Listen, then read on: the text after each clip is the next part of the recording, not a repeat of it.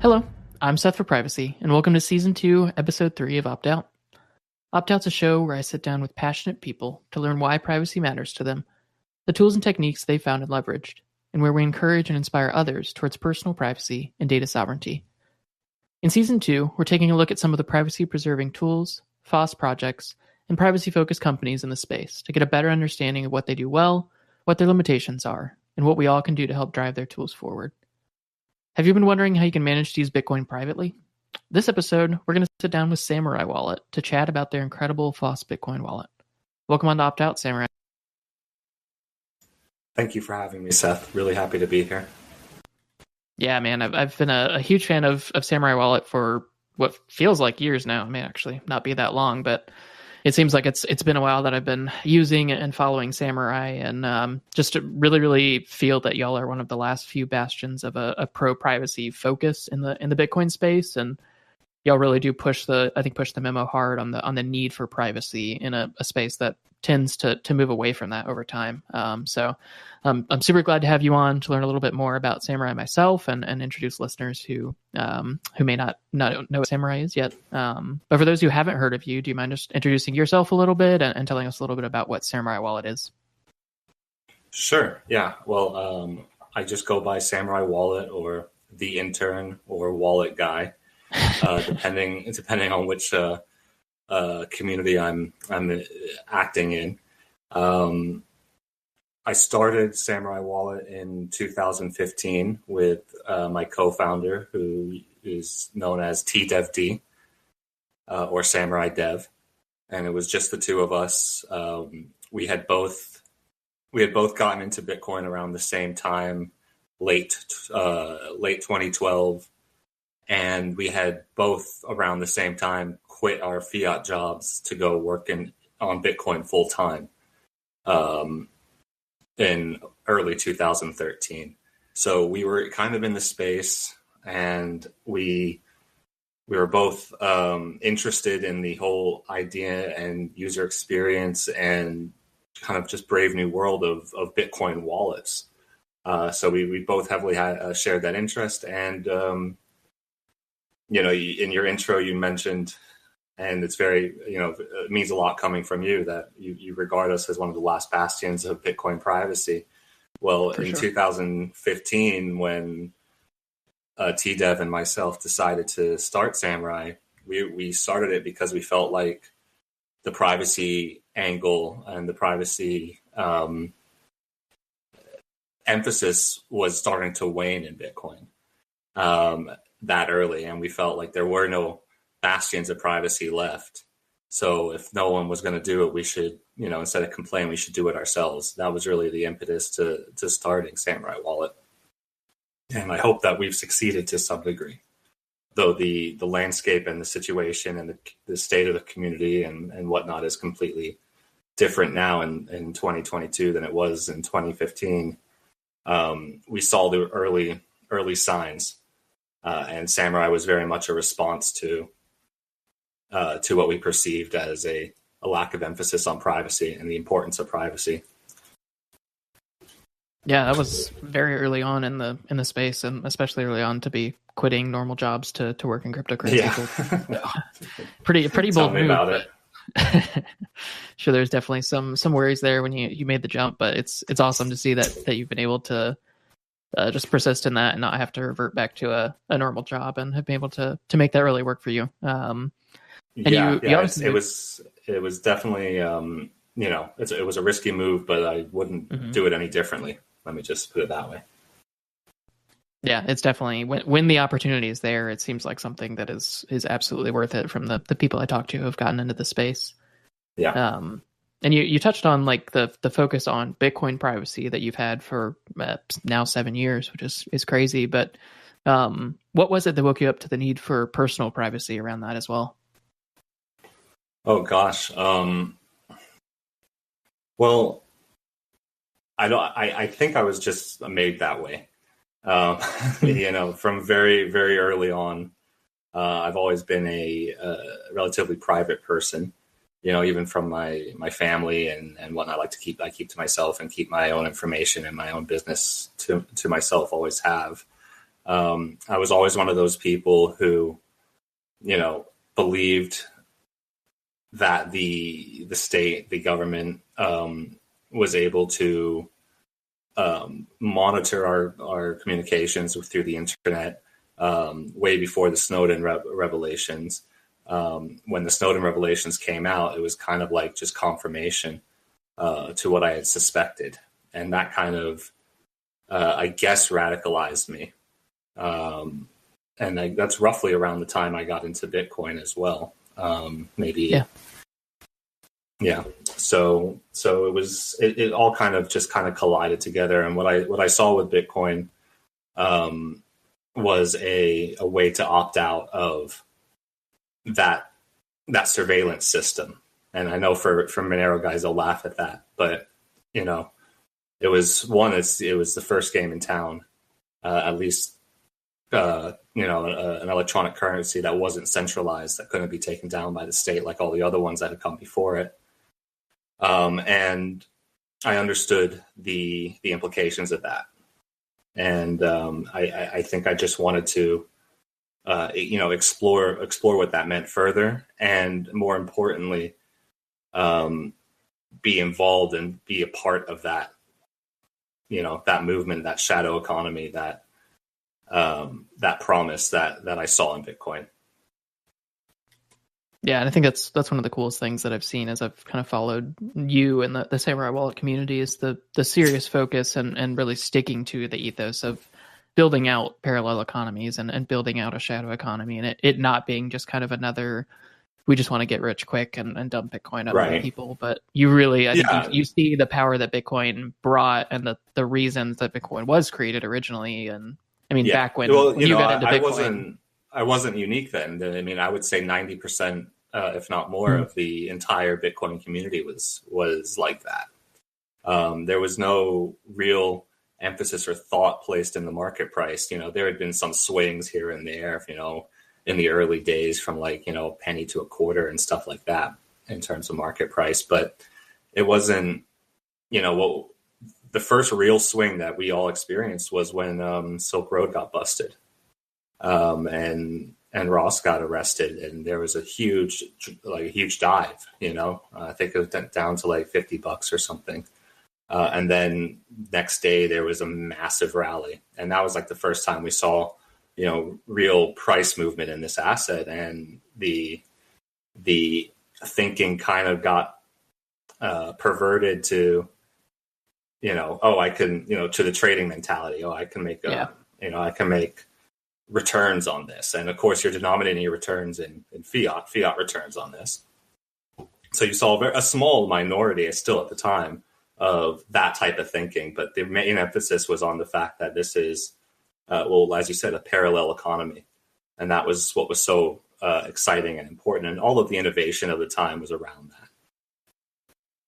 Yeah, and that's really where the power of cryptocurrencies lies. I mean, it doesn't really matter if you're talking about Bitcoin, Monero, whatever. The real power is in being able to build a system that can exist despite or in the middle of or around the state, and not have to worry about censorship, or hopefully not have to worry about surveillance, and to provide that alternative tool that we never really had before something like Bitcoin came around, which is absolutely. That's the exact same reason why I'm not so sour and down on the DeFi guys, because I think the decentralization of of DeFi is overstated, perhaps. But looking past that, these guys are doing things without permission. The whole ethos is not about getting permission to do what they're doing. They want to try to build something, in a whole different realm than what anyone else is doing. So I applaud that kind of thinking, and I applaud the motivation there, and the fact that they are doing it. Putting aside all the technicals of it, the heart is in the right place there, and that there's a lot to be said for that. The heart needs to be in the right place. So I see that with them, and it's like you said, any of the cryptocurrencies, Monero included. As long as the emphasis is there on not tying into the existing system, but creating a new system, Yeah. Then I'm with you in spirit.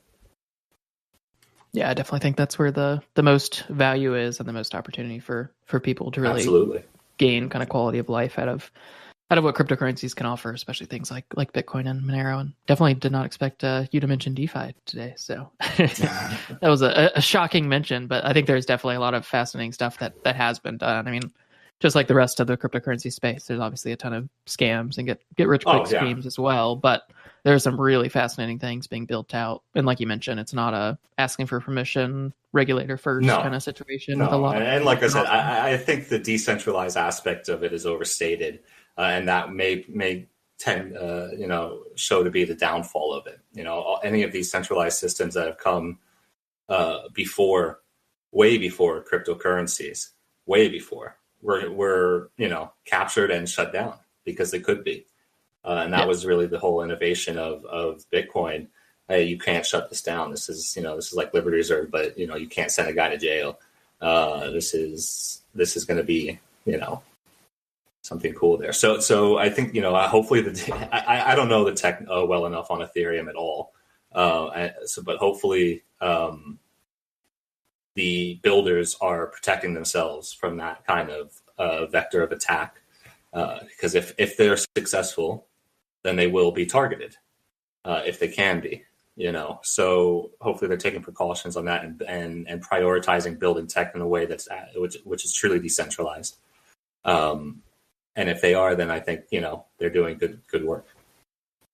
Yeah. Those people who decide to build things out in a centralized way, or decide to not do things as at least a pseudonym or something like that, definitely do risk either being forced to fold into the existing system or just being shut down entirely. But those people who are doing it right, it's definitely exciting there.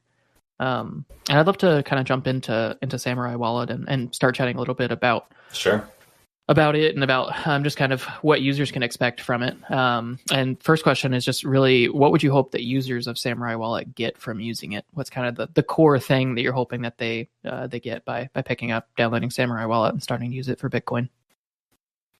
Well, if they install Samourai Wallet and they use it to interact with their Bitcoin, whether that be to store it or spend it, what they will be getting, just based on the defaults that we have, is a experience in Bitcoin where their privacy, as it relates to their on-chain activity, is at least considered by us.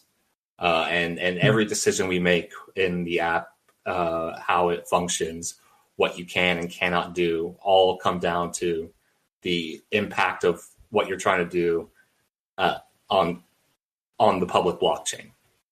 So they'll. What we hope is that our users will be able to have the peace of mind that if they use the tools as, properly, that they're going to have a level of privacy on the Bitcoin network that they won't get with other wallets. Yeah, and I think just like any tool that's built with a focus on privacy, or at least with privacy as a core piece of it, building out those sane defaults and guiding users into the right usage is such an important thing. And I think that's a key feature in Samourai, is that y'all know what some of the serious ways that users can harm their own privacy or cause issues are, and you've built in tools to automatically shift users away from those things and try to prevent that as much as possible. Obviously, a user can still, if they really want to, they can screw things up, but y'all have made it as hard as possible, which is super, super important, and is something that is vital to any good privacy tool, to build out those same defaults, not assume that every person who comes into using the tool knows the ins and outs of every aspect of it, but make sure that those people who aren't familiar with everything still get really good privacy defaults. So I'd love to see that throughout my use of Samourai and seeing other people onboarded into that. Yeah, exactly, precisely. And you shouldn't be paranoid when you're interacting with your money, right? Like, you shouldn't be sitting there worrying about who's going to be able to peer into your broader finances. And it's an unfortunate reality that it's easy to trip up in Bitcoin, and to if you're not educated on the matter, if you you don't know what you're doing, then it's possible that you will screw things up along the way. So whatever we can do to try to lessen that from occurring, we do. We think about things that, just won't cross a user's mind. For example, if they have a certain type of UTXO on like a BESH32 address and they're going to pay a P2SH address, if the change of that transaction goes back to BESH32, that's very almost certainly the change output. So an observer looking at the blockchain at that particular transaction can note, okay, I know that's the change output because that's the same type of address that was paid from. In Samourai Wallet for, since like 2016 or something, we came up with like type change outputs. So the wallet will automatically return your change to a address that is the same type as what you the address that you paid to. So the change output when looking at the blockchain is less obvious. So these are things that just don't cross most people's minds. They cross our minds, and we made it a feature out of it and enabled it by default. So if a user, wants, to not have that happen, they have to go in and turn it off. It's little things like that. So we hope that the little details, the same defaults, like you said, give them a basic, more private experience when using Bitcoin.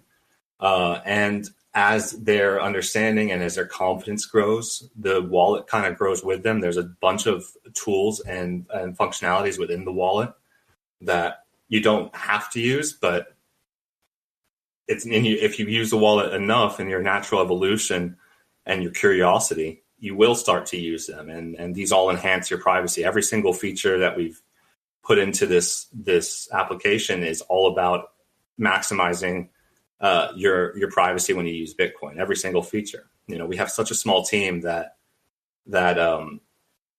every single thing has to be planned out, in a broader kind of vision of what the wallet does, and there's no room for anything that doesn't match that vision. Yeah, and for listeners who aren't as familiar with Bitcoin, he mentioned UTXO, which is just an unspent transaction output, and that essentially you can kind of think of it like a bill, like a $20 bill or something like that would be an amount of Bitcoin that's a single output that you spend.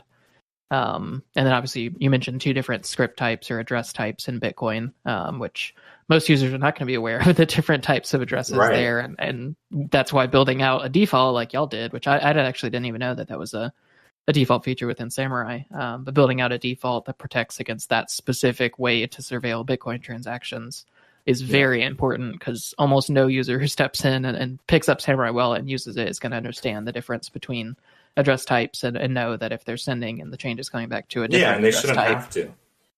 Yeah, absolutely. It shouldn't be something that people have to know to be able to use Bitcoin privately, which is huge. Mm-hmm. Yeah, you mentioned how you've built out features throughout and how you've kind of slowly iterated with a small team. And I'd love to just hear if there are any specific settings or features that you'd recommend that listeners jump into initially once they start becoming familiar with the wallet.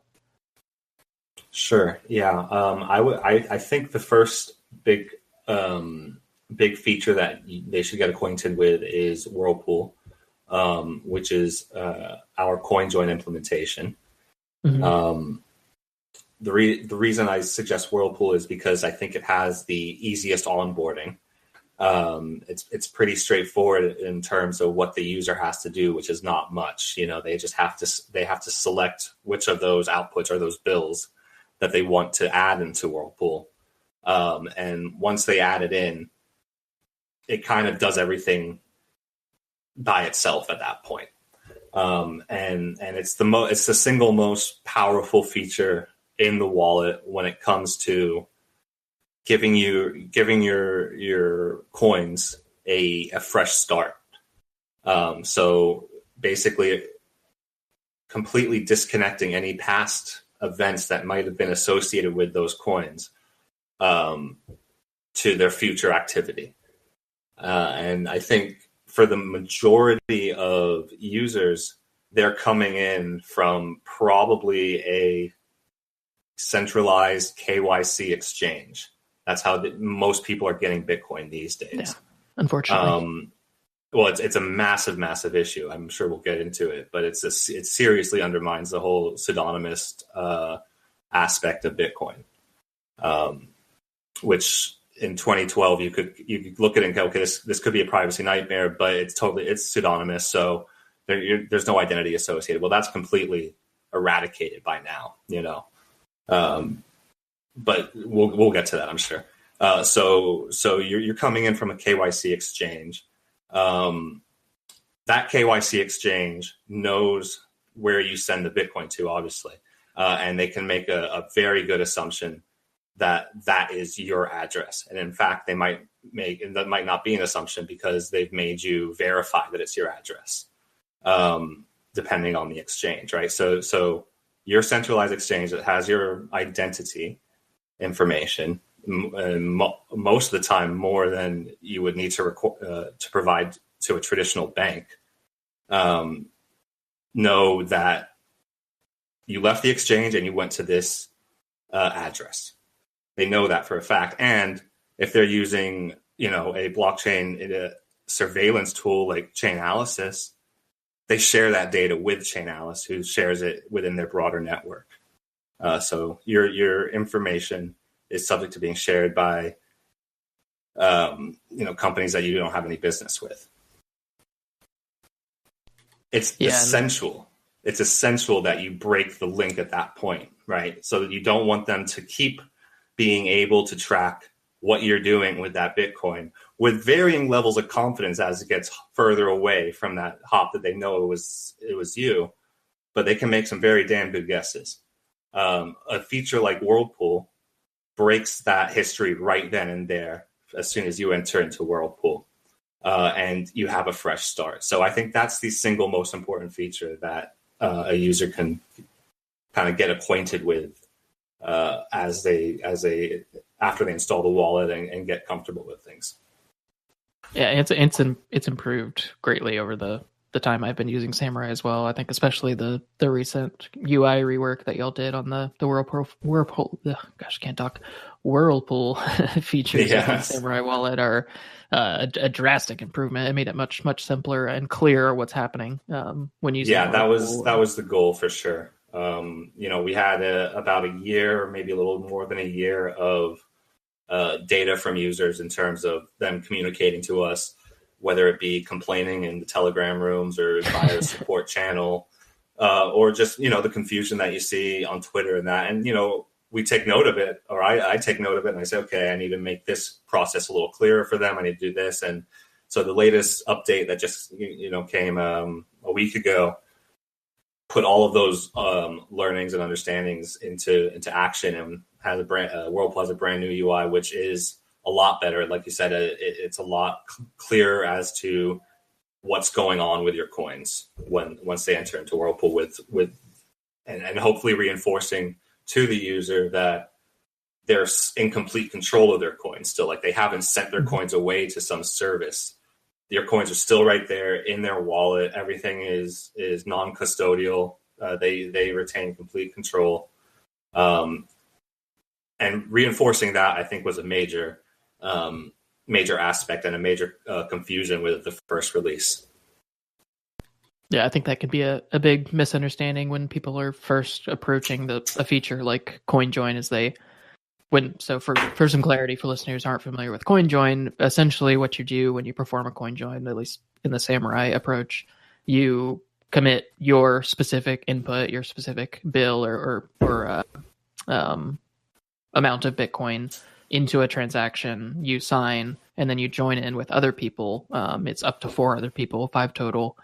And then you all sign together on a single transaction, but you never give up custody of funds. No one in the transaction ever gives up custody of funds. You retain that throughout the whole process, but you essentially just work together to, like Samourai mentioned, to break that history that's happened before that CoinJoin transaction. you're able to really disassociate that from any future use of your Bitcoin. But you never have to give up control of your Bitcoin. So it's a huge step forward over like centralized mixers that we've had in the past in Bitcoin, where you could send in your Bitcoin to someone else. They would mix it up with a bunch of other people's Bitcoin, and then they'd hopefully send it back to you.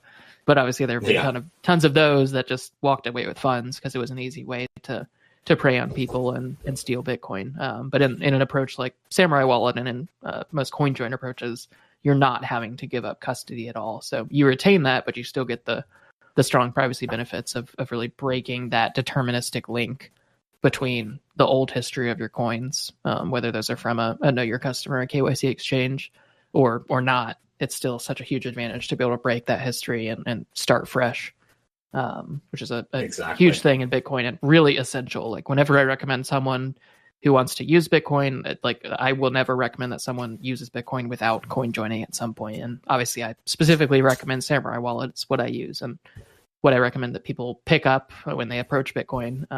But it's definitely, I think it should be kind of the modus operandi of anybody who's approaching Bitcoin. And you should coin join as early as privacy. possible. Yeah. As early as possible. As soon as you get the coins, you should really make a habit of coin join as part of your routine, right? So let's say you have a buy set, an automatic buy set up or something every month. After you do that, after you take delivery of the Bitcoin, they should go right into Whirlpool. It's just the effects of KYC, especially on the main chain, are devastating for Bitcoin privacy. Absolutely devastating, and it provides an insight into your financial activity that is completely unprecedented. That we have in the United States anyway, we have banking secrecy laws.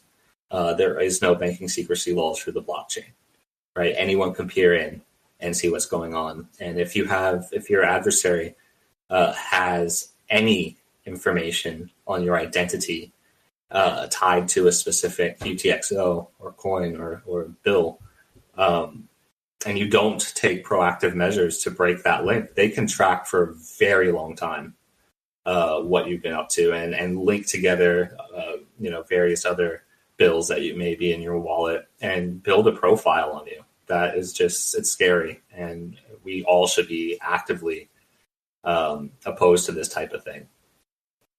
And one way that you can make a difference is by using the technology. Using then there's no reason not to. Like as you explained, it's not custodial. There's no risk of you losing funds. There's really nothing can go wrong. It's a good idea. Yeah, absolutely. It should be the way everybody approaches using Bitcoin.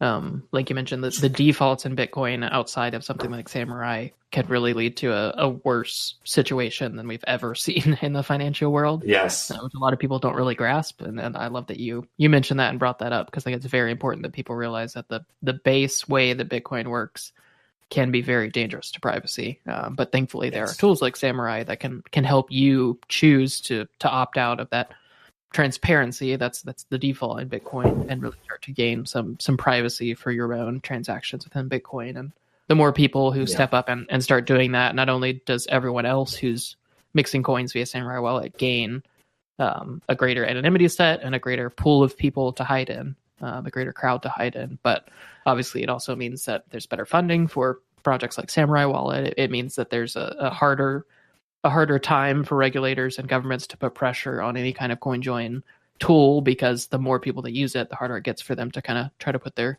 foot down and cause problems. So there's a huge advantage to really coming in numbers. So if you're using Bitcoin, I really hope that you are using Samourai Wallet and really kind of learning and actively seeking the best ways to use Bitcoin. And I'd love to kind of shift here and talk about some of the limitations that maybe exist in Samourai Wallet, and just some things that users should be aware of, maybe that Samourai Wallet can't do for them, or maybe some gotchas in usage, just anything that kind of jumps out at you that you'd like users to be aware of there.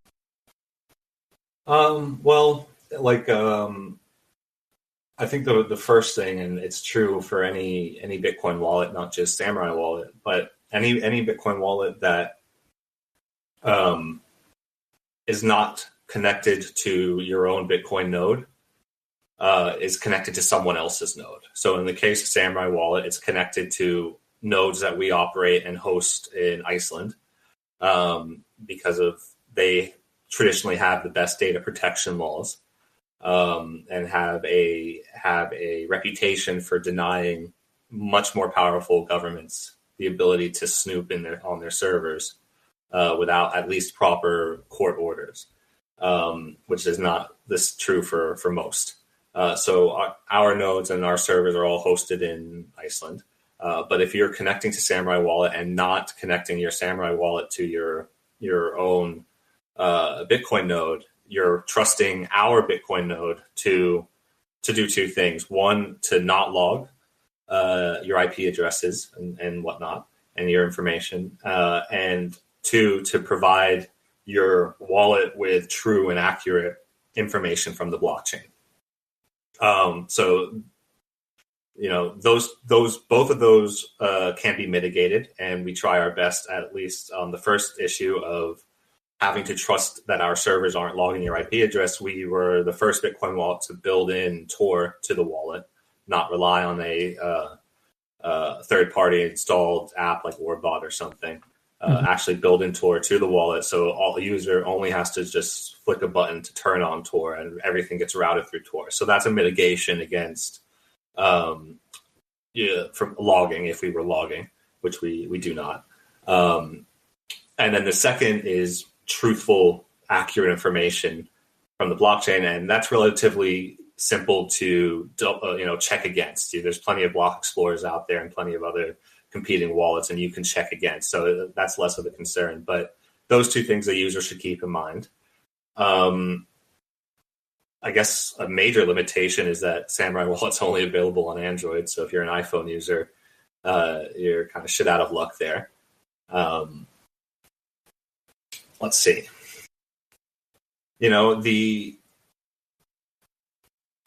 I see a lot of users get confused, especially around when they first join into Whirlpool. One of the most common kind of vague questions we get is, if I add my coins to Whirlpool, they're private now. And it's like, how do you actually answer that question? What do you mean by privacy? Did you get those coins from a KYC source? If so, coin joining won't erase that. That exchange will always know that you bought those coins, and they will share that with your government's tax office. So there's all of those types of situations. Like, just using Samourai Wallet won't magically make your Bitcoins private. You have to, do a little bit of work yourself too. But we, like I said already, we do try to implement same defaults, which give them the best shot. I think that's pretty much the big things. Let me know. I mean, you're a user. Yeah. Is there any shortcomings?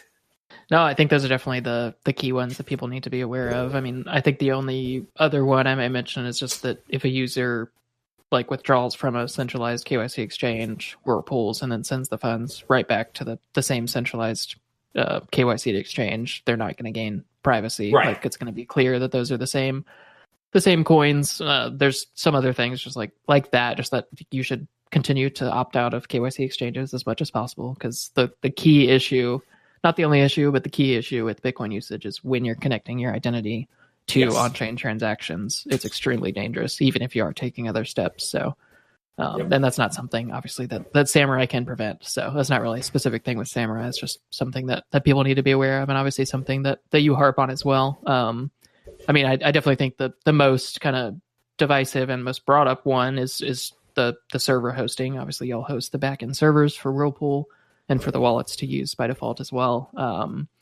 But you also provide a way for users to actually self-host that as well. Do you mind talking a little bit about Dojo and ways that people can actually remove that limitation and not have to worry about you providing good information or you logging activity? Absolutely. Kind of do it themselves. Yeah, absolutely.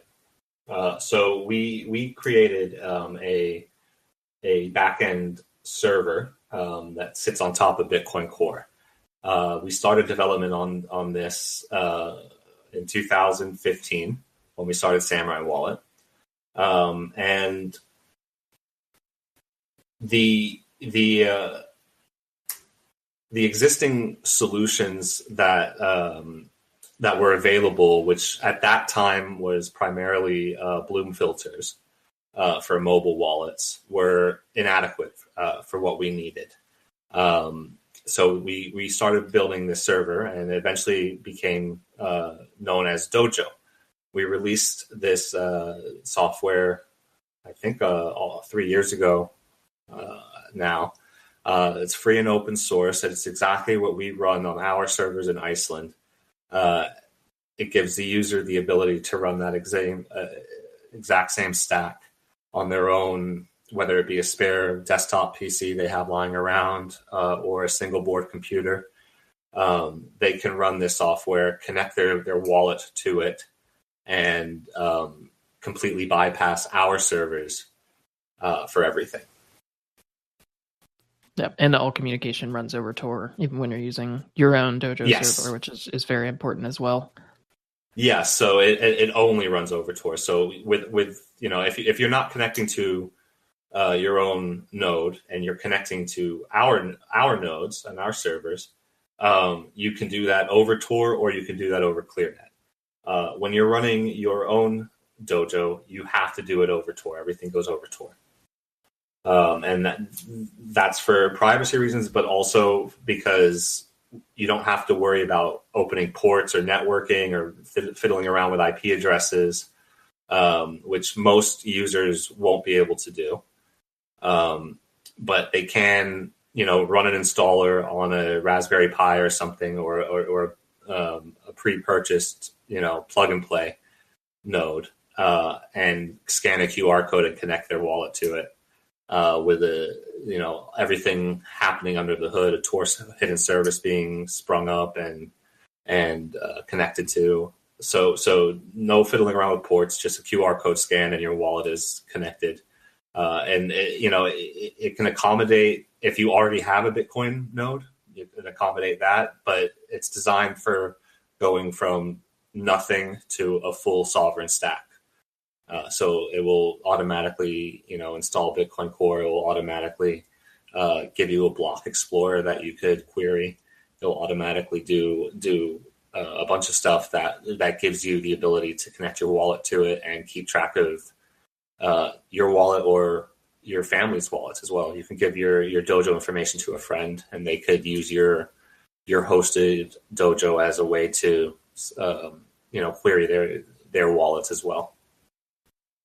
Yeah, it's a lesser talked about feature of Tor, and a really important one is that it does simplify the process of hosting things, because you don't need to forward ports, you don't need to figure out a dynamic DNS, and you don't have to figure out your home IP and all this information. You just spin it up, have the hidden service, and you have that address that you can always use no matter what network is in front of it. So it's a huge part of Tor that most people don't realize or don't talk about, but it really does help with simplicity. Even if you're not caring about privacy, it can be a super useful tool to help simplify the process of hosting a service like that. And you allow people to run a desktop app for Whirlpool as well, right? Which that you can connect to your Dojo, and that basically allows you to offload the mixing process, the Whirlpool process, from your phone to that desktop app, correct? And then that way people can mix without having to keep their phone open and keep the Samourai wallet app open and all that.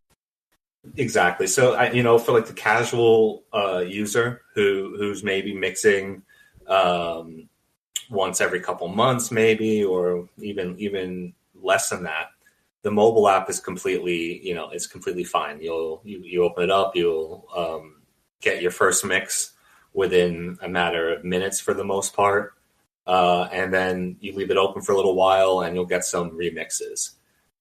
For the more power user, we definitely recommend running the desktop app of Whirlpool because you'll be connected all the time versus just when your phone is active, right? And if you're connected all the time, you have better chances of getting selected for free remixes. So we didn't really touch on how Whirlpool works too much, and we don't want to get too technical, But one of the important aspects of Whirlpool and the architectural decision of Whirlpool is that remixing. So you've mixed one time, and now you have a new bill, right, of your coins. Remixing should always be free to incentivize people to, one, do it, and two, to keep their coins in the pool for as long as they can. The more remixes you're involved in, the greater your anonymity set.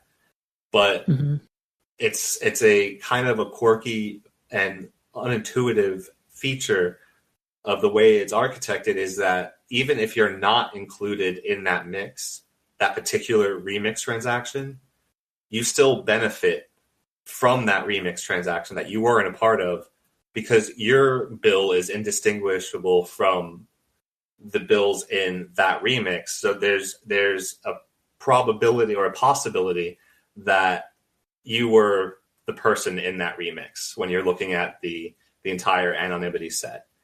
So even just keeping your coins in the pool there, you're benefiting. But by getting these remixes, you're benefiting even more. So the desktop app allows you to get more remixes just because you're connected more reliably and for a longer period of time. Yeah, I think it's a really nice feature and something I've used heavily. And like you mentioned, like, you get good privacy from the initial mix, but it's a great way to get additional privacy and just kind of slowly build that privacy over time, keep the privacy fresh by remixing for free. It doesn't cost you anything. Again, it's non-custodial, just like all the other mixing. So it's just a really nice way to help other people, because you're contributing to other people's anonymity set and helping to provide them privacy, and you're also gaining a benefit as well, all for free. So it's definitely something that, if you can do that, it's a huge advantage to yourself and to the Samourai wallet ecosystem as well. So super important that people do jump into that if they can. Obviously, you don't have to do that. You can just mix once and call it a day, but remixing is a great feature, and I love the approach that's been taken there. I think it's a great way to build out incentives around mixing, and really incentivizing people to increase the liquidity of those people who are wanting to mix in pools. Yep. Let's take a quick break from this episode to chat about the sponsors of Opt Out, Cake Wallet and Local Monero. Cake Wallet is a key tool that I use daily, as it allows me to easily and quickly use Monero for private by default payments. It's available on both iOS and Android, and is a fantastic way to get started buying and using Monero with a simple and easy to understand user experience. I regularly onboard new users to Cake Wallet and hope that it will help simplify and ease your journey into cryptocurrency. If you're interested in purchasing Monero for the first time, or helping to bring others into a parallel economy, I'd recommend you look at using Local Monero, like I do, to buy and sell Monero while maintaining your privacy and avoiding invasive exchange surveillance. Local Monero is entirely peer-to-peer and is an important part of opting out of the surveillance state and into a parallel economy. Thank you to both sponsors for their incredible support and partnership, and I hope you'll take a moment after the episode to learn more in the show notes or at optoutpod.com/sponsors. I did want to just quickly, you don't have to go super in depth, but I did want to quickly give you a chance to touch on what other tools out there are your kind of competitors or alternatives, and then maybe what makes Samourai Wallet better or unique in some way. Okay, sure. So in Bitcoin non-custodial coin joins, you have Whirlpool, which we've discussed, which is you need Android for. Even though we have a desktop app, you still need the Android app to access it. Although now we have Sparrow Wallet, which is a desktop app, works on all the major desktop platforms, which has actually incorporated and implemented Whirlpool into their wallet. So you don't need to only have an Android anymore. You can do it on desktop via Sparrow Wallet. And that will be using the same pools as our users, so it's a commingling of wallet users there, and increases the anonymity set even greater. And of course, our server has never seen those UTXOs, so it's completely foreign source. Really good. Besides Whirlpool on desktop and on mobile, you have Join Market, which is quite old. It's been around for a while. Join Market started around the same time as Samurai Wallet, as far as I'm aware. Development on it started around the same time.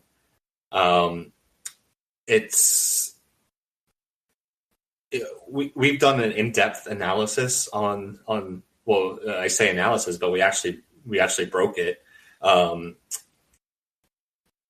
Join Market. There was a user who made a Reddit post back in 2015, I believe. I think the short story is he had some Bitcoin stolen, and he was able to track the Bitcoin into Join Market, and he posted a bounty on Reddit and said, if anyone can help me figure out where these coins have gone, I'll give you this amount. It was largely ignored. No one really responded to it. We came across that post last year or the year before and launched an investigation to see if we could figure out where these coins went. We figured that if we could figure it out, it would be a positive experience in terms of figuring out how new techniques for tracking Bitcoin on the blockchain, and it would make our offering stronger. So we ended up figuring it out, figuring out a new attack that could be used on Join Market transactions. I believe it was named the Total Recall attack, and anyone who's interested can read a free report on research.oxt.me research.oxt.me. So it's a good system, but it's aged, and it hasn't really been kept up to date in the sense that fundamental blockchain analysis hasn't been paid attention to in favor of a lot of real cool innovation on like decentralized order books and fidelity bonds and stuff like that. They've done a lot of interesting stuff there, but haven't really focused on what I consider the meat and potatoes of it. And then, of course, you have the other downside is it's mostly command line anyway, so it's kind of preclude a lot of people from using it. Then, of course, you have Wasabi, which anyone who follows me on Twitter knows that Wasabi is completely broken. We've attacked Wasabi, multiple times from every level in terms of the absolute travesty of CoinJoin transactions they leave on the public blockchain to we reviewed their code and figured out that coin selection was deterministic and not random. Major issues like that. I would highly recommend people avoid Wasabi at least until they've launched their new version, because the current existing version they still have out there and released and maintaining is just insanely broken. So that's it in terms of the CoinJoin options for Bitcoin. So it's not a ton. It's not many. No. And my criticism is not meant to be taken in any other way than we've looked at this stuff on chain. So anything I say is verifiable by looking at the blockchain. Especially when I say Wasabi is tragically broken, just all you have to do is look at one of their transactions. You can count the number of address reuses that happen within that transaction. You can count sometimes you have the same address on both the input and output side of the transaction. I mean, these are just glaring issues that, shouldn't be happening, right? And we at first thought it was, Sybil attacks, and we thought it was some outside, maybe a chain analysis company who was attacking it. But at this point, we just think it's utter incompetence. Because none of it's been fixed, and we bring it up and we get attacked for it. So we've stopped kind of bringing it up. But how many times can you beat a dead horse? It's broken. Yeah, and it's important that people understand when a tool that's claiming privacy does have issues like that. So bringing those things to light is very important, and I am curious to see if the new approach that Wasabi's building out is built out well. I definitely have concerns based on history, but it'll be interesting to see if that provides a solid coin join solution. I have concerns based forward. on history and based on what I've seen of the protocol and the comments from the company. I think that they're making some questionable decisions, but we'll see when it gets released. We're going to be looking, not just because they're a competitor, but because we need to understand the landscape, right? Like we need to adversarially look at everything, including our own stuff, and see, are we able to get through this? Are we able to break this? Or where are the weak points? And all of those data points get put together to create a better product and a better software for the users.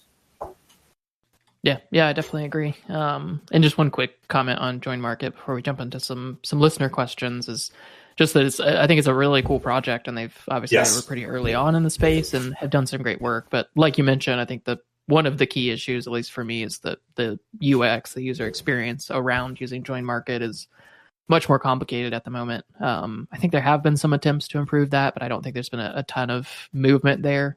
So it's definitely something that can be used. And I actually haven't read y'all's report on breaking Join Market. I'd never heard that.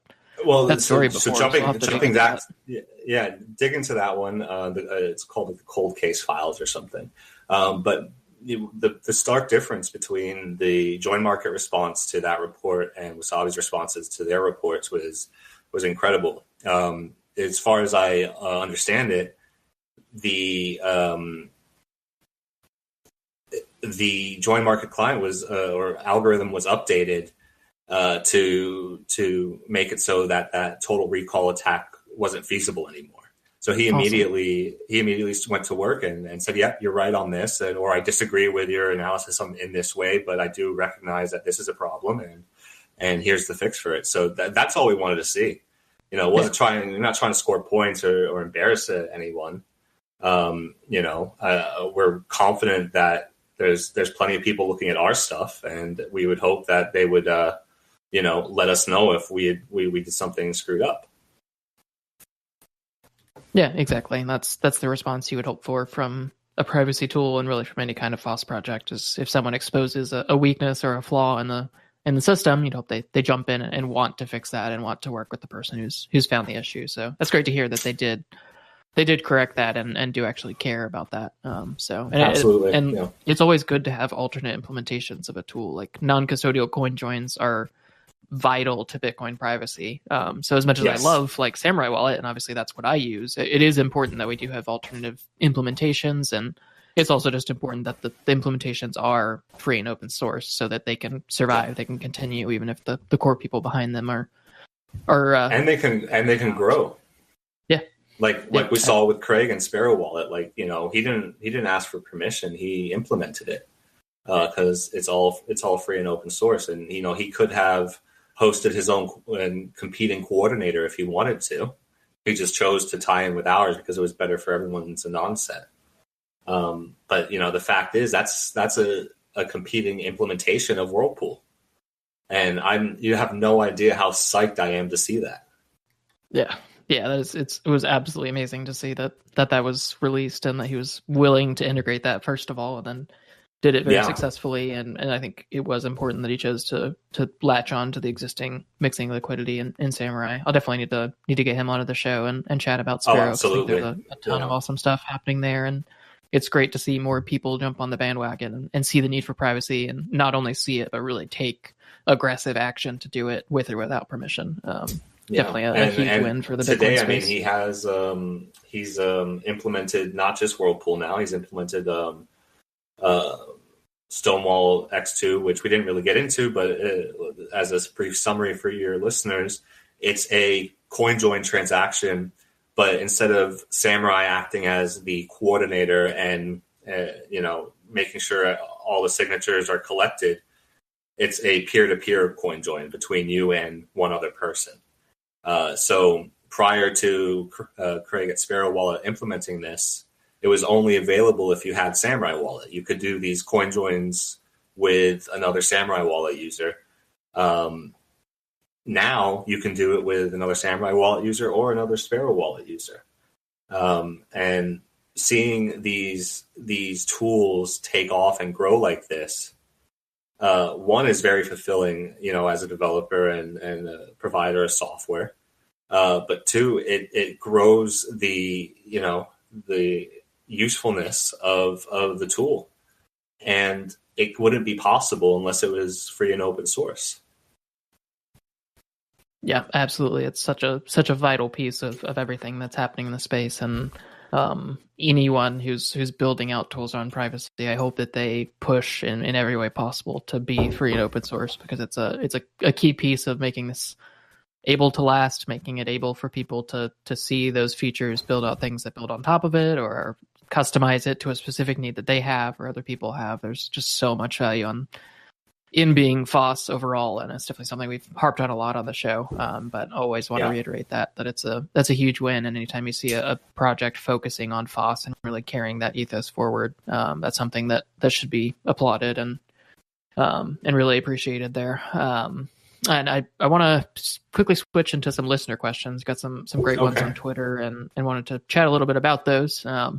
The first one is one that is kind of near and dear to my heart, because I've focused on it a little bit and collected some data on it, and we've touched on it a little bit with kind of KYC exchange usage, but it was basically just, do you see any issues due to blacklisting or censorship of users who are opting for more privacy on Bitcoin via a tool like Samourai? Because obviously when you use Samourai Wallet, when you mix, it's something that you're choosing to do kind of outside of the default in Bitcoin. Have you seen any issues around blacklisting coins or issues with KYC exchanges or anything like that when people do choose to gain more privacy on Bitcoin via Samourai? Broadly, no. So we do our own internal testing on some of the larger centralized exchanges, where we'll send over a freshly mixed post-mix UTXO directly from post-mix account, right? So one hop backwards is the mixed transaction, and we're doing that to test and see if we get a letter or an email or our account gets shut down. And we've been doing that since the start of Whirlpool, and to date, none of the large centralized exchanges have cared.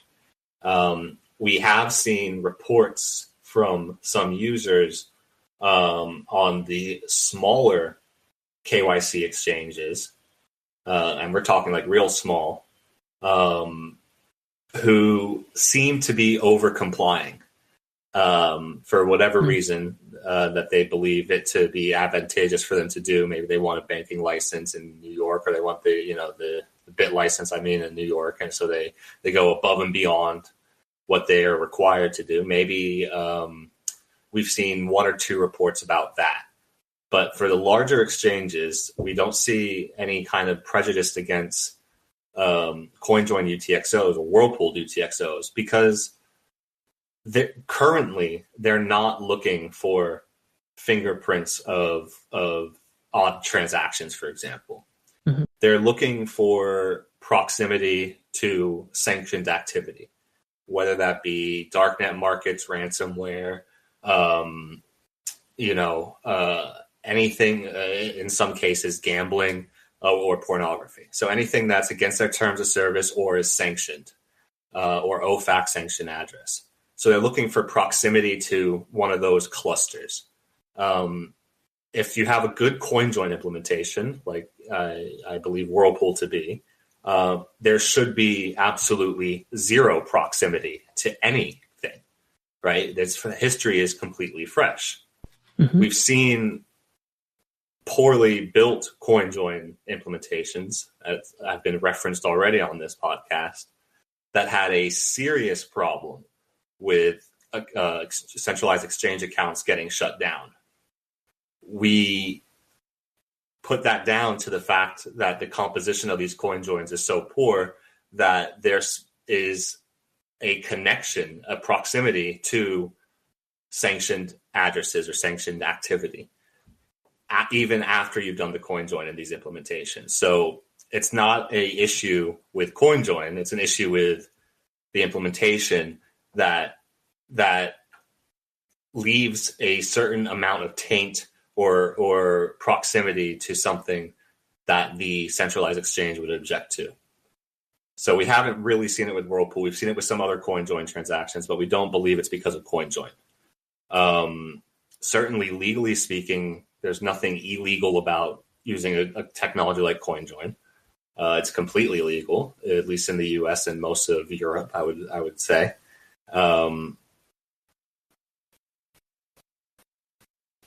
The bigger issue, I think, the bigger issue lies with the smaller companies who are trying to break into the sphere and are over complying. Yeah, I love that y'all are actively testing that too, to see if your users would be affected by something like that, at least as much as you can. Yeah. But and of course, we also have, sorry to cut you off, but we also have Ricochet, which is a feature in the app. So if you use one of these smaller KYC exchanges, for example, and you know that they have an issue with mixed coins, right? Just blanket ban on CoinJoin.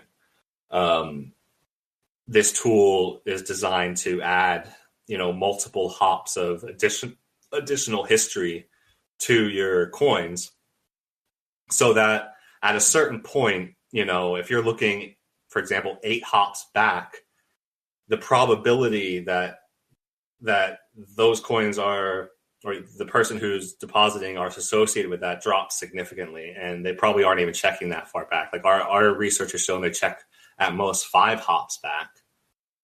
So we add 5 hops of history. There's little tools like that you can actually use within the wallet if you're worried about, exchanges having an issue with your coins.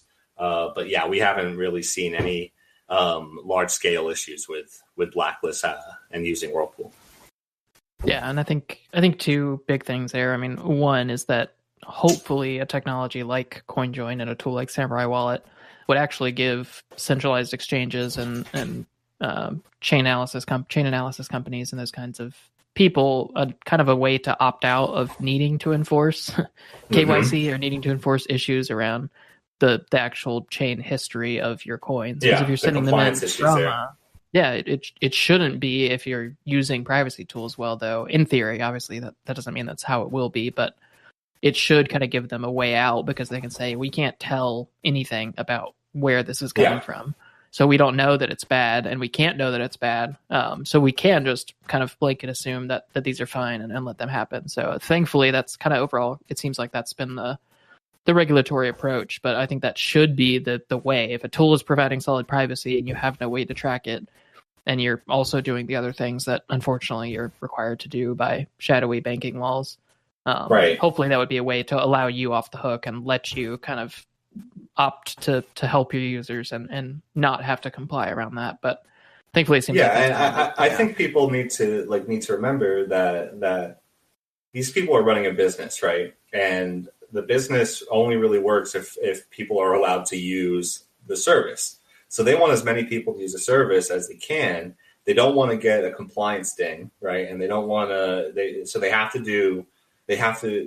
make a good faith effort, right? So they contract with Chainalysis or some other intelligence agency because they do it all, and then they can tick that box. But people need to remember that these guys aren't there to spy on you, not the exchanges. Chainalysis is, but not the exchanges. The exchanges are there to extract money from you. And I think that the more check boxes that they can tick off, saying, "Hey, we didn't see anything. We looked. We gave it a good faith effort." They're going to do it, especially the larger ones. So I think you're absolutely right in that, and I think that a lot of them would prefer to receive post-mixed UTXOs because there's no flag, there's nothing. It's good. It's green. Right, and then it goes right through compliance, and now they're making money on fees. Yeah. Hopefully that will continue to be the path forward, and hopefully that will be a way that exchanges and entities that need to comply with these things, unfortunately, that they'll be able to kind of take that out. But the other kind of key piece is, if you don't use these centralized KYC exchanges that do have to comply with local laws and deal with all of these kind of KYC AML laws, you don't generally have to worry about blacklisting or censorship or having to explain yourself or anything like that. So building out these parallel economies that we talked about a little bit here, and that we talked about quite in depth in previous episodes of opt-out, is so Right. important because you actually remove any kind of interaction with the normal banking world that causes these issues. So you remove that entirely, and no person, at least not right now, is going to be doing chain analysis on your tokens or your coins to see what you've done with them in the past and deciding whether or not they should accept them. No merchant is generally going to have the resources to do that. So you can kind of remove that issue entirely if we start to really create these parallel economies that don't rely on the state, that don't rely on the normal kind of old legacy banking system. So that's a hugely important piece too. So the more you can opt out of those things, the less and less you actually have to even care about any kind of these regulations causing you issues or something. It's an essential piece. I mean, that is the piece that makes Bitcoin's woeful privacy acceptable, right? If your UTXOs or your addresses are just random, strings of characters, and that's all they are. Yes, there's still things to worry about in terms of tying coins to an entity, but that entity isn't known, right? It's a pseudonymous system. As soon as you get rid of that very, very weak, thin veil, it becomes a massive, massive nightmare. So prioritizing that second economy, that side economy, prioritizing, non-KYC Bitcoin if you can find a way to do it. Prioritize earning in Bitcoin, changing up the way you think about this from a tradable kind of investment asset to the money that you require to live freely. Once you make that mind shift, you start to unlock what this whole thing was about. And that is such a cool feeling. And I think it's actually one of the reasons why we have such passionate users, because they come in, they're into Bitcoin, they're into this, they kind of get the idea, but not really 100% yet. And as I start using the software, as I start hanging out in the community, as I start chatting and talking and learning, their mind is opened to what this really is and how subversive this technology actually is. Mm-hmm. It's not a Wall Street investment. It's not, a number go up, get rich quick thing. This is a fundamental change to, not even a change. It's a fundamental increase in the potential for freedom, if we seize it, or it's a massive, massive nightmare to human freedom. We haven't figured it out yet which way that it's going to go. But you can take steps.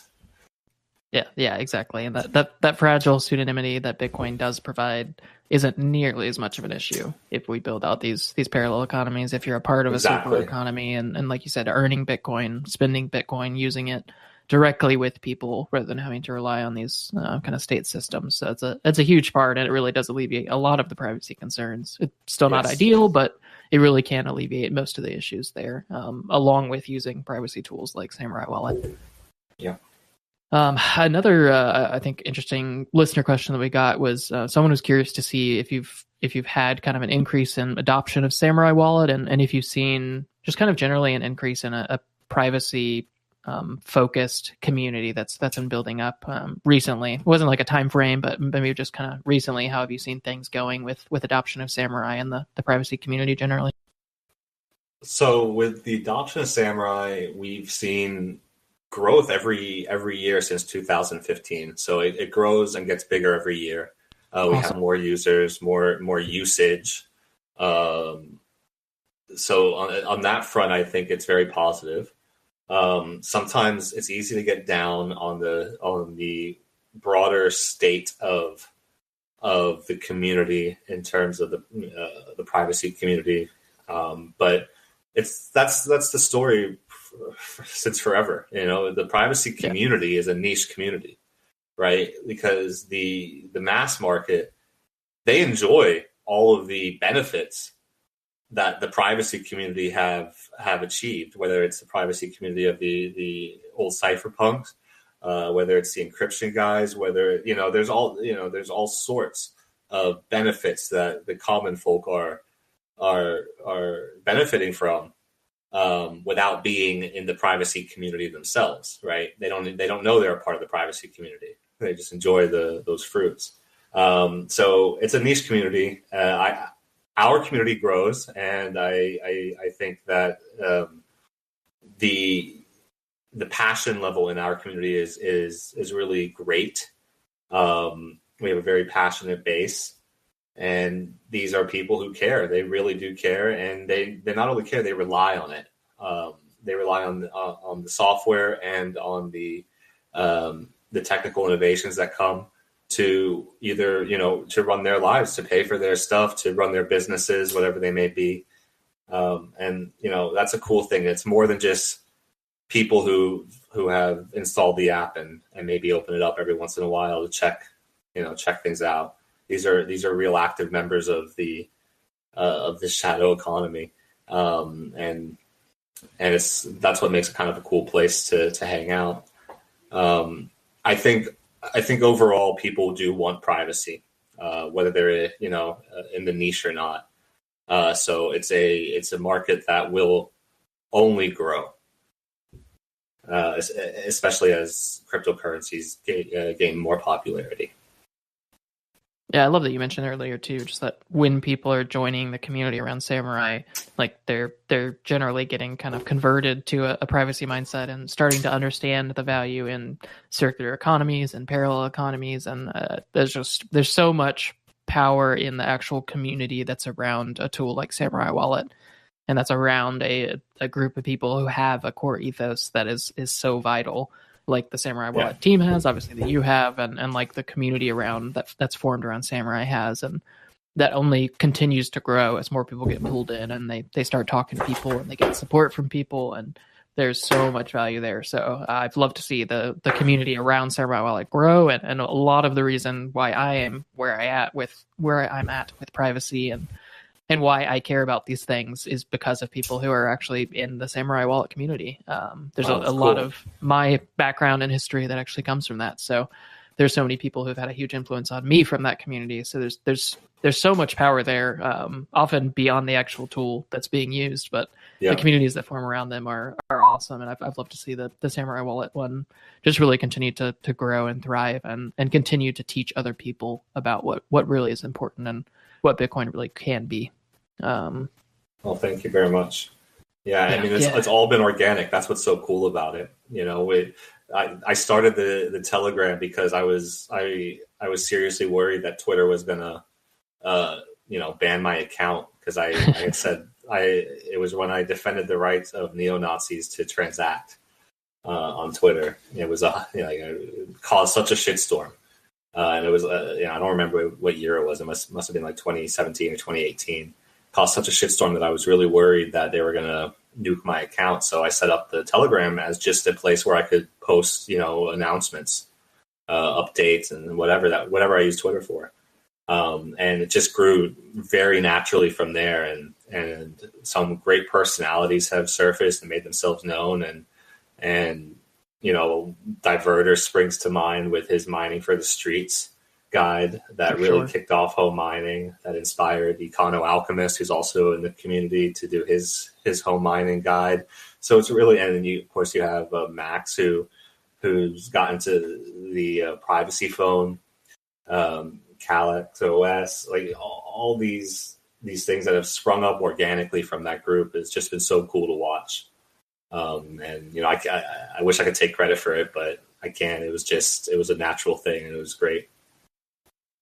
Yeah, there's 3,000 people in that Telegram room right now. I just checked, so it's awesome to see how big that has grown and how it really is just it's a grassroots thing. Like there's no marketing team, nothing like that. That's kind of inorganically building that up. So grassroots. Oh yeah, no, there's definitely no marketing team. I think any marketing team would either quit or refuse to work with us. It's a very small team. I'm the guy on Twitter. T-Dev is the guy behind controlling the strings and all the development stuff. We have a couple core contributors and some other contributors that contribute when they can, and it's very small. It's one of the issues that we've had is since we started, even when it was just me and T-Dev, we were putting out like a lot. We were basically not sleeping. We would have a couple hours of sleep a night, and we did that for 2 or 3 years, just pushing out these ideas and trying to get the wallet to a state where it was like feature complete in the terms of what we had envisioned for it. Like when we sat at the pub that day and just discussed what we wanted us to do. So we pumped out so much stuff that people thought, oh, they must have a lot of money behind them. They must be a big team, And it's like, no, the exact opposite. It's a very small team, and we were scraping by for a while. It was looking pretty rough. Nowadays we're able to fund development with the Whirlpool fee for the most part. So we're still very frugal and still a small team, but at least we're not scraping by. Yeah, I did want to touch on that a little bit. I had one more listener question I do want to get to, but sure. You just mentioned that Samourai development is funded through Whirlpool fees. Is there any kind of like funding or sustainability that's kind of that you've built into Samourai Wallet, or how do you guys manage to fund the two of you, obviously working full time in this, and keep the project going? So we, when we started Samourai Wallet, we weren't full time. We were still full time in other companies, but we each put like a Bitcoin a month into a common fund to start the wallet off okay. And of course, a Bitcoin at that time was very low price. It wasn't what it is today. By the time we were able to go full time, and we took very, very, very modest salaries so that we could keep those Bitcoins that we had saved up for paying for servers and stuff like that. We got some small investments from like-minded individuals who were into what we were doing. And those guys really are the real MVPs. I think back on it and I was like, what crazy risk these guys took on. A wallet company, completely unproven. It was completely questionable whether a wallet could even monetize at that time. And they didn't care about that. They just wanted to see this technology reach the market. And so we got some investment from like-minded individuals. And since then, we took investment in 2019 from a publicly traded company in Canada. So that was like our first, outside the scope of the, individual, investor. And that was Cypherpunk Holdings. And they had, I met with them, I chatted with them. I made sure that we were on the same ideological wavelength, and I felt comfortable doing it. And we were able to hire some people and really push development further. And that's when we were able to finally wrap up, Whirlpool, finally able to wrap up Dojo and get it out to a wider a public audience. And just at the end of 2021, we took on another infusion from 1031 Ventures, which is a Bitcoin only VC fund that, again, met with the guys, talked to them, made sure that we were on the same wavelength in what we're trying to do. That's going to be able to hopefully allow us to expand a little bit more, maybe hire another developer, and be able to continue pushing out stuff for the foreseeable future. That's awesome that you've been able to get that funding for a tool that's so focused on privacy and so kind of against the grain in the Bitcoin space. Yes. So I'm glad that you've found a lot of work. Good ways. Yeah. There's a lot of work, especially how, we're very, we're structured in a very non-traditional way. We, completely, some of our investors don't even know our names. So there was a lot of barriers to a traditional kind of investment environment. It just wasn't going to happen, so the people that were attracted to us, there's something wrong with them as well, just like there's something wrong with us. Let's just say it like that, and they're built different, and that's the most important thing when you take on investment, is that you guys are aligned ideologically. Both my co-founder and I saw prior to Bitcoin in the .com era and during Bitcoin what VC money can do to a company, and we were very, very adamant on not allowing that to happen at Samourai. Yeah, it definitely seems like that has been a good thing so far and not shifted the focus. And it's clear the ethos hasn't changed around Samourai. So I'm glad to see that y'all found good ways to continue to grow what you're trying to do and really to fund and sustain that. That's so important, and that's a tricky thing in the FOSS space and in the privacy space as well. So it's very important that you find good ways to do that without sacrificing underlying fundamentals, without sacrificing ethos, which it seems that you have to have red lines. Yeah, you have to have very, very hard lines, I'm sure. Yeah.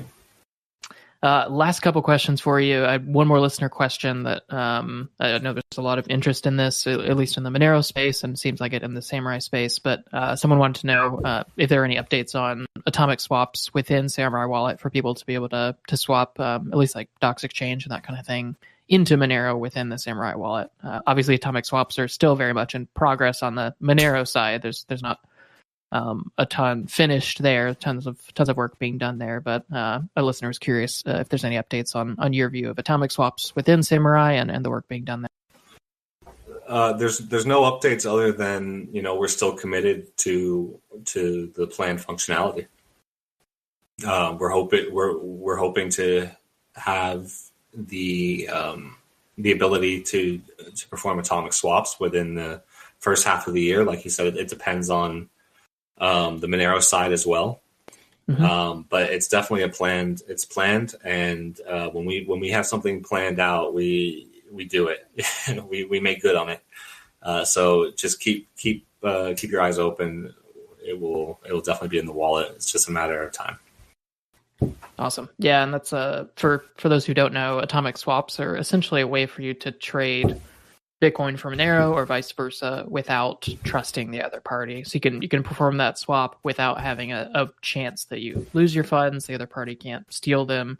It's a way to be able to swap that without needing any information about them, without using a centralized exchange, and without causing privacy concerns or those kinds of things. It's a huge step forward and a decentralized and safe way to swap cryptocurrencies without having to involve an exchange. So it'll be a big step forward. There's two main implementations of atomic swaps between Bitcoin and Monero being worked on. There's Farcaster, and then there's one by the Commit team. But definitely a lot of exciting stuff there. So I'm glad that's still something that's on your radar and in your backlog, and definitely a focus to see that when it does come to fruition. And you'll very well may be the first to implement that, which would be huge for giving people options when trying to preserve their privacy. Yes, absolutely. It's such an important step, atomic swaps, that we don't understand what the negative attitude towards them from some Bitcoiners. This was kind of like a holy grail thing back in 2012, 2013. I don't get it, but I don't have to get it. I'm putting it in my software. Yeah, love it. Last question for you, dude, was just how can listeners jump in and help support what you're doing with Samourai Wallet? The best way to support us is to use the software. You using it and gaining from it is how we function, how we support ourselves. We always will take donations, but donations are not a sustainable way to keep a software project going long term. We've seen too many fail that way. So use Whirlpool, use all the other features, and that's enough. And it will be good for you too. Awesome. Well, thank you again so much for coming on, Samourai. It was a ton of fun for me. I learned a lot here that I didn't even know. And I'm really glad that listeners will be exposed to what Samourai Wallet is, what you're doing with it, your ethos and the community that's behind it as well. So thank you for taking the time out of your busy schedule. This one went a little bit longer, and I think there's just a ton of great info in here and great discussions. So thanks again for jumping on. Really happy to be here, Seth. Thanks for having me.